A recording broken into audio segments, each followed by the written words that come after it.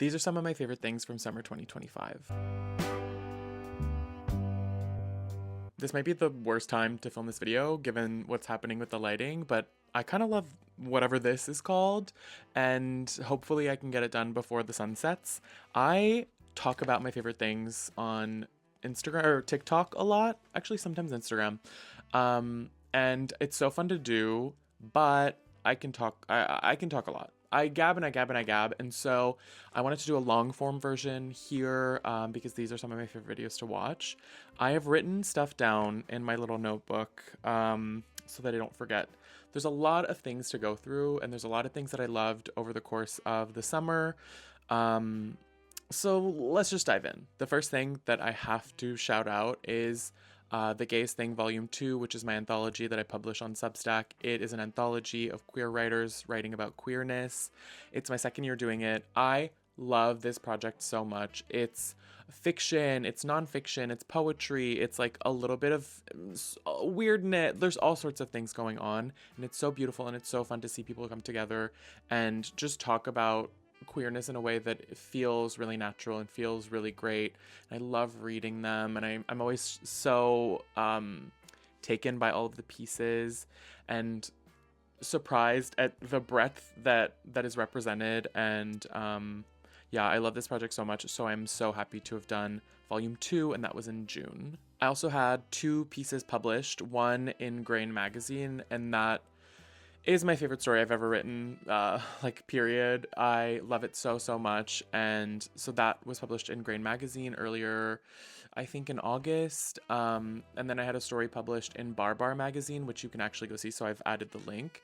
And also really love that story. And then I have another 2 pieces that are forthcoming. I'm not really sure when they're getting published, so we'll see. And that's something that I worked really hard. When was it? Like towards the beginning of last year, writing short stories and submitting them, trying to get them published. And just now the fruits of that labor are starting to like come around, because publication cycles are so long for short stories. It's so wild. And so things that I published at the beginning of the year are now coming out. And it's just, wait, even earlier than that, I feel like I did it in 2024. Anyways, all this to say, the fruits of that labor are coming about, and I am eating them, and they're delicious. One thing I absolutely need to talk about is this bag from Le Faubourg. It is their everything bag. I think it's called the number 2. It's beautiful butter yellow. It's beautiful butter yellow. It has this gorgeous thick brown leather strap. I've worn this bag so much, and I waited so long to get this bag.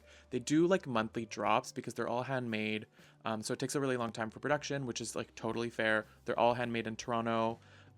It's like a small, tiny business. It might just be one person or 2 people. And it is so lovely, so fab. I can't get over this bag. Every time I wear it, someone is asking me where I got it, telling me how much they love it. And I can't agree more. I love this bag. I love the way it makes me feel. And I know butter yellow is like maybe a trending color from this year, but I like color. I've always liked color. I will always like color. And so I'm not even mad that I have it in a butter yellow, because I'm going to keep wearing it, even though it's like not going to be the color of the season next year. Do you know what I mean? Like, I don't really care about that. This bag makes me feel good, and that is all that matters. The next thing is my film camera. This is the Nikon One Touch Zoom 90S. Mouthful. I got this on eBay for $40 Canadian, I believe. It came with a little carrying pouch, and when I tell you, this has made me like want to take photos again. I feel like it's something I really liked when I was younger, and then everything just felt so complicated. I am really not that great with settings, but this is dummy proof. So easy to use, so lovely. I have not ruined a single frame yet. All of my photos are amazing when I take them with this camera, and I will keep using it for like ever. I love this thing. One piece of media that I have not been able to get out of my head is Overcompensating, the TV show from Amazon Prime, the Benito Skinner TV show comedy. There's something about that show that feels so special. It's telling a story that we've heard time and time again in a way that makes it feel new and fresh and different. And makes us want that story when we didn't know we wanted it in the first place. Do you know what I mean? It's like we've seen the like repressed college kid struggling with the coming out story, all of that. But here, it's so much more than that. There's so much there. It's like all on screen. He left everything there, in a way that I think is just so good, so beautiful, so funny. Like, how can something be so funny and have so much heart?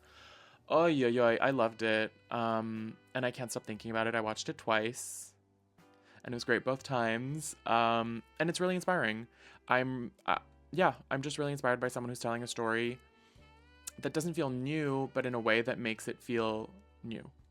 That's so cool to me. I almost forgot that I got featured in Fug magazine for their Pride issue in August, because in Montreal, Pride is in August. This was so, so wild to me. Fug is a magazine that's like all over the gay village in Montreal. It's like a free magazine, a street magazine. It's just always been there ever since I have been in those spaces in Montreal. And so to be featured in the magazine is mind-blowing, mind-boggling, so wild, and very fun, validating, like so cool. I loved being part of it.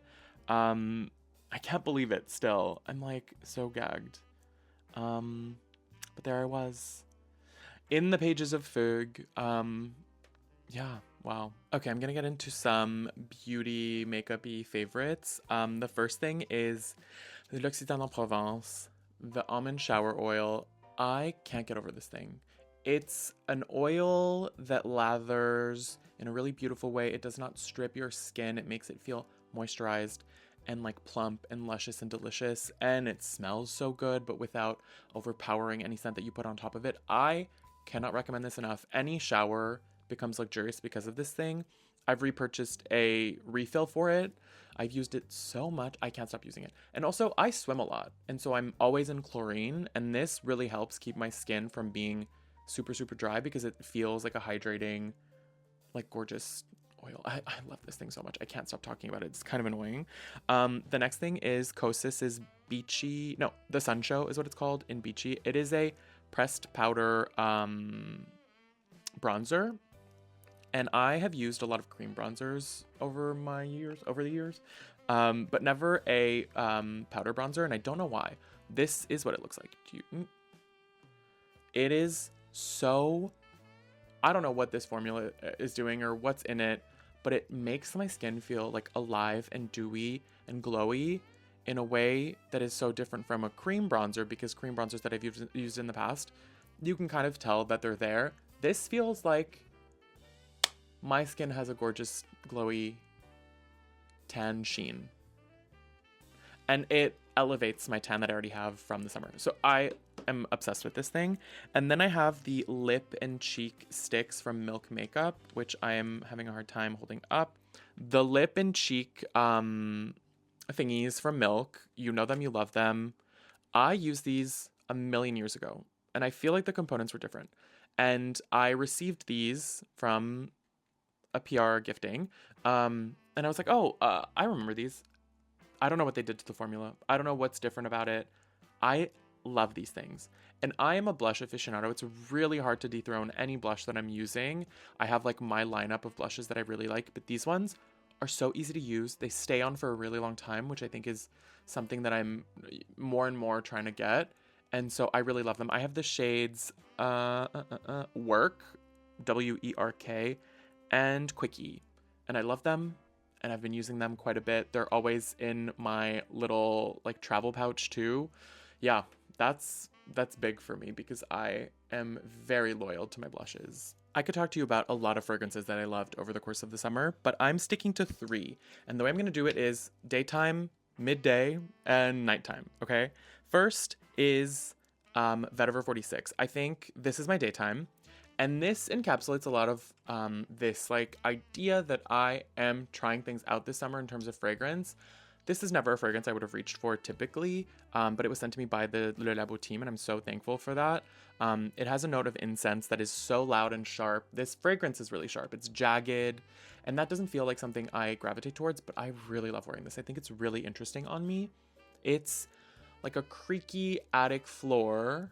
It's a little churchy because it has that like really sharp incense note. It's like woody and smoky, but it feels good still. It's like happy. And there's a lot of energy in this, and I really, really enjoy it. And then midday is Bastille's 14 Juillet. And this note, or this fragrance has a note of firework. And what does that mean? What is that? But you feel it in a really interesting way. It's like that sizzle in the air after a firework has gone off or after a firecracker has gone off. I think it's literally tangerine, vanilla, and firework. So incredible, so good. And I love this thing. It's drinking a Hugo Spritz on a patio. That's what that fragrance is, and that's what I've done with that fragrance a few times this summer. And now nighttime is Nightcap by Orabella, and I should have got the full size of this. I love it so much. It's ginger, cardamom, vanilla, like sweet, but like a little tiny spice. This is sexy. This thing is incredible. I love it so much, and it feels really good to wear. I am repurchasing a full size of this ASAP. Okay, 2 albums that I've really loved this summer, apart from The Usual Suspects. Like, I'm not going to sit here and tell you that I loved Lorde. Of course I loved Lorde, but Rose Gray, her album is called Louder Please. So fun, so just different. It's like dancey, it's electro, it's techno, it's just gorgeous. To me, this reminds me of what I'm sure people felt in the 90s when they were listening to club music. There's something about it that there's like kinetic energy with that music. It like it's pulling you in, it's making you want to do something, to move. It's just doing so much, and I love it. My favorite songs off the album are Free, Angel of Satisfaction, and Wet and Wild, but the whole album is really, really good, and I'm so excited to see what she does next. But for me, album of the year, album of the summer, album of the century is Saya by Saya Gray. She's an artist out of Toronto, and I can't say enough good things about this album. It's so good. Just incredible. Front to back, no notes. Really, really great. It sounds different than anything else. She's carving out like a place for herself in the music industry. So cool. Alternative, frolicking in a field, but still like gorgeous and dancing, and just so many things. My favorite songs are This Is Why, Shell, Puddle, HBW, but the entire album is just perfection. I'm going to tell you about 3 books that I really loved over the course of the summer. The first is On the Calculation of Volume 1 by Solveig Ballet, translated by Barbara Havland. This is incredible, and a lot of people say that, and I didn't think that I would like it as much as I did, just based off the premise. It's about a woman who lives the same day over and over and over again, and this is the first in a series of 7 books about this. And I was like, how is that going to be interesting? How is that going to be good? But there's so much in here. It's about loneliness, it's about temporality, it's about mortality, and it's about this woman struggling with the fact that she's in limbo, and she doesn't have an impact on her life, but she doesn't not have an impact on her life, and she doesn't really control her days, but she kind of does. There's so much in between. There's so much like anguish, and it's just done so well. I already bought volume 2, and I'm excited to read more in this series because I want all 7. The Brittle Age by Donatella Di Pietrantonio, translated by Anne Goldstein, is so incredible. Really, really small, but I loved this book so much. It's about a mother who has a daughter and who herself was once a daughter and a girl. It's about a mother-daughter relationship that is fraught. It's about a dark past in this family's history, or a dark spot in this family's history. It's about violence towards women. So much goes on in this, so much loneliness, so much just, there's a lot to say about this book, but to keep it short, I love it, and I loved it, and I can't wait to read it again, because I think it's doing something really simple and beautiful in its simplicity, just by being a straightforward narrative, but doing it like no frills, but just done so right. A Language of Limbs by Dylan Hardcastle was so incredible. This is about a life that splinters into 2. On one side, we explore what it means to push down queer desire and repress it and ignore it. And on the other side, what it feels like to live freely, live in a way that is yourself, like just be open with your own queerness. And then they like dip in and out of each other, or we dip in and out of we dip in and out of each of these lives over the course of the novel in a really inventive way, in a way that typically I might think would feel like a gimmick, but here it's done so well that it does not feel like a gimmick ever, which is incredible and really a feat. And the language is beautiful. The writing is incredible. I just love this book. It made me feel so many things, and it reminded me why I write. I love this kind of book, and it's so, so special. Thank you for watching. I hope you enjoyed this. If you want to see more videos like this, let me know in the comments. I would love to make them. These are so fun for me. If you don't follow me on TikTok or Instagram yet, you can do that. I post more regularly over there, but I've really enjoyed posting here. It feels different, and I'm getting more comfortable with it. So hopefully I will keep posting, or I will keep posting, but hopefully, I don't know, more video ideas come about, and I start doing something here that feels, I don't know, like different and good. That's like my goal. But yeah, thank you so much for watching, and I hope to see you soon. Bye.